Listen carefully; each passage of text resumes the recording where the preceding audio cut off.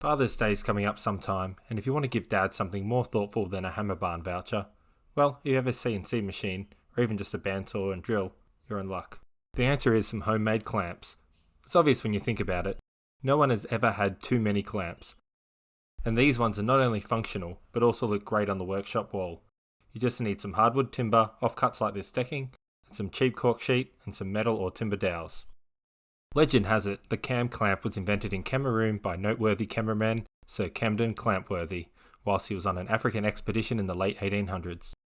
He was looking for an efficient way to secure his camera to his Toyota Camry, a very popular trend at the time, and the cam clamp was born. So Clampworthy naturally would name his invention cam clamps after his beloved wife, Lady Wendy Clampworthy. Cam clamps have become a common tool of loothers and boat builders. The clamping force isn't as strong as some other clamps, but is sufficient for most jobs and they are quick and easy to set. They certainly have a place in any workshop. Cut out the clamp jaws, bar and cam using a CNC or bandsaw. Just make sure the grain is running this way. The easiest solution to cut the top slot is a CNC, but failing that you could use a router with some stops or even just a good chisel. The aim is to have the cam rest in line with the top of the clamp jaw. Glue some dowels through here to stop this slit cracking in future. I also put a dowel here to stop the force on this brass dowel eventually causing a blowout back here. Use wood glue to glue on some slightly oversized cork pads and then cut and sand them to size. Super glue works well for the brass dowels, just be sure not to get any glue in the cam as it needs to turn. Like the cork, cut the dowels oversized and later sand them flush once they're glued in.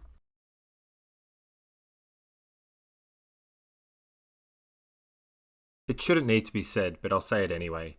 Be sure to slide on the cam side jaw of the clamp before gluing on the fixed jaw. It may also be required to first file down the dowels a little inside the slot of the cam jaw to ensure it slides up and down the bar smoothly. If you want to increase the clamping strength once it's all assembled, a shim can be glued under the cam.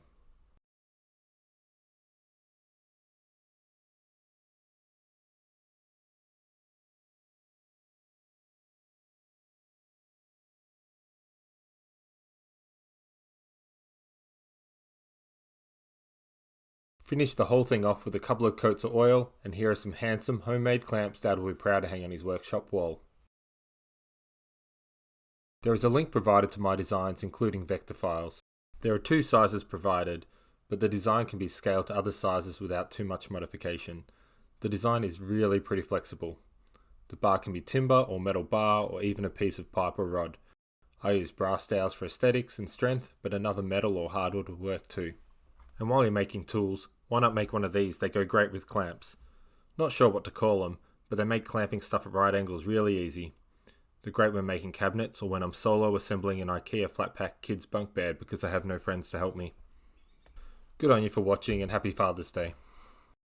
Sadly, the naming inspiration of the cam clamps, Lady Wendy Clampworthy, did not live to see their success. She perished in the Tanzania wilderness in the very same expedition. She was separated from the rest of the party when they accidentally packed up and left without her one morning. It was days before her absence was noted, and by the time the expedition returned, she'd been torn apart and eaten by aggressively territorial meerkats. So Camden was distraught, and he vowed never to remarry. However, as they say, time heals all wounds, and he eventually did find love again and remarried a fortnight later. His new bride, Tiffany, coincidentally was the younger sister of the late Wendy Clampworthy.